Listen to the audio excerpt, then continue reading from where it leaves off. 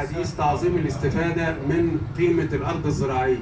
لا، الفلاح أولوياتنا، بس أنا مش هقول لك النهارده أنا هعمل إيه، لا أنا بقول لك إن في مشاكل الفلاح أوعدك إن شاء الله إن إحنا نسعى في حلها كلها. أنا بقول لك إن في الفلاح بيعاني، مش إنه ما بيزرعش رز بس، الفلاح بيعاني من التقاوي، بيعاني من الأسمدة، وبيعاني من المية، وبيعاني من الصرف الزراعي، كل المشاكل ديت. وفي معاناه كتيره جدا. ان انت النهارده، انا كنت في قريه في مركز اي جنبك هنا، الفدان انتاجيته 250,000 جنيه في السنه. شوف انت بتنتج قد ايه.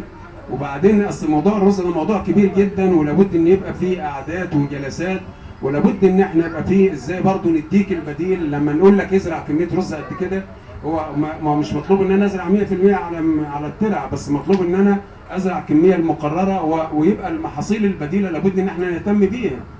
فالمشكله كبيره جدا، مش مشكله ان انا ازرع رز ولا ما ازرعش، او يتعمل محضر او ما احضرش، لا المشكله كبيره جدا. انما اوعدك ان احنا نتكلم في كل حاجه، واوعدك ان الفلاح ان شاء الله هيبقى على راس اولوياته.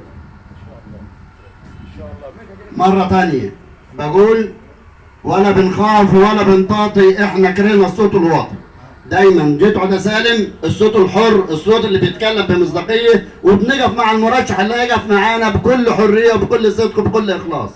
النهارده يا باشمهندس، لو اصبحت عضو مجلس الشعب، خلاص المهندس عبد الفتاح الباز عضو مجلس الشعب عن مركز ديار بنجم، اول حاجه هتعملها ايه، واول قرار هتاخده، واول طلب احاطه هتعمله في مجلس الشعب هيكون ايه، والناس اللي بتصور تسجل كل الكلام ده عشان هنقف ونقول له انت ما عملتش كده ليه، قلت وضحكت علينا. اعتقد ان انا عامل برنامج انتخابي او خطه عمل دقيقه جدا. انا بتمنى بس كل حد يدخل يقراها كويس جدا. انا قلت اول حاجه التواصل والتواجد، ده رقم واحد. ان انت تحس ان في عضو مجلس شعب موجود معاك. انا عاوز اقول لك ان انت لو ما فيش ميه في الترعه ما تتصلش بمهندس المركز، اتصل بالنائب هو يتصل لك بمهندس المركز. لان لو اتصل بمهندس المركز هتصل بالمدير العام، هتصل لحد الوزير وهيجيب لك ميتك. اذا كان عندك مشكله في الطرق اتصل. فانت بدايه اول خطه عملي التواجد، واعتقد ان اي حد بيفتقد الحته دي. الحاجه الثانيه، لا طلبات الاحاطه كتير جدا. ما هو انت مش بتعمل طلب احاطه على طول. انت الاول احنا عاوزين انجاز موضوعات، والموضوعات لما بتخلصش.